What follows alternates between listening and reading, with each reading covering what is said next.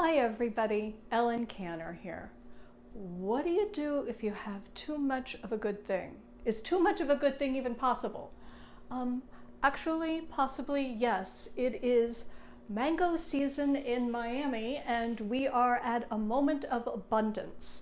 So I'm going to show you how to make a mango cake or a nectarine cake or a blackberry cake or anything you can use that takes you into the sweet, sticky fruits of summer and lets you make dessert too. So I have taken one of my mangoes and chopped it up. It's about a little more than a cup of fruit. So you don't even need too terribly much to make this wonderful summer cake. And I am going to mix the mango with 1/3 cup brown sugar. This is 2/3 cup. I'm using half because I'll use the other half for the cake batter. So you add about half and you give it a mix. The sugar melts right in and it smells all kind of peachy, mango-y, tropical, fantastic-y. We set this aside and I have 1/2 cup, a stick of vegan butter, and I'm going to add the rest of my brown sugar to it and 1/2 cup plant-based milk. So I'm stirring the melted vegan butter, the brown sugar, and the plant-based milk together. And now I am advancing to the flour. We have 2/3 cup flour, 1/3 cup almond flour, and 1 teaspoon baking powder. I'm going to sift all this together. This is suitable for Juneteenth. It is perfect for Father's Day. And for my father, who had a raging sweet tooth, it would also work for breakfast because there's fruit in it. Because it is not a particularly fancy cake, it'll hold up to barbecues and picnics, which we're starting to have again. It's very exciting. Obviously, this is a lot of fruit we're all dealing with now. I think it is a wonderful time. I love the summer. You can freeze mango, but I just love to enjoy it.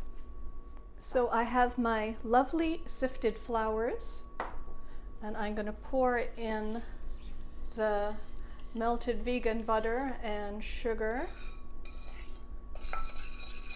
Now I don't have a lot of, or indeed any, spice in here or vanilla or anything fussy. This cake doesn't need it. What it's got going for it is fresh summer fruit.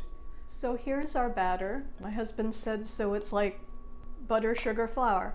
I didn't say this cake wears a halo. I just said it was delicious and easy and full of summer fruit. So we take our batter, we spoon it into the pan. So here's our batter in the lightly oiled cake pan. This is about an 8-inch. And now I'm just going to spoon the fruit and sugar on top. Mango is sweet, sticky, wonderful, but it is also unforgiving, so please be very careful not to get splattered or stained. I feel like I'm being dangerous wearing a light dress. What's life without a little danger? And that's it.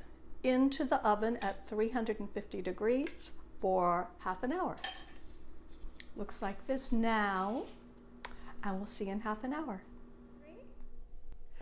Here we are after baking, and it is cooled slightly. You can see toothpick came out clean, and when it bakes it just smells all fruity, jammy, buttery, and terrific, to the extent that Potcake the dog has been very interested in this. So I want to see if we can have a special guest star appearance. Potcake, you ready? Huh? And we're up. And we're down. Thank you, my dear. Oh, that was fun. Let's do it again. Actually, honey, I have to have some cake now. I'm just gonna cut a very little piece. Oh, yes, we have some real dog excitement going now. So I'm going to have a bite of this before my dog gets it. You know what? It's really good. It's light and buttery and full of fruit. So a great way for you to use your summer fruit to enjoy the summer abundance. Till next time, everyone, Pot Cake and I say thanks. Bye-bye.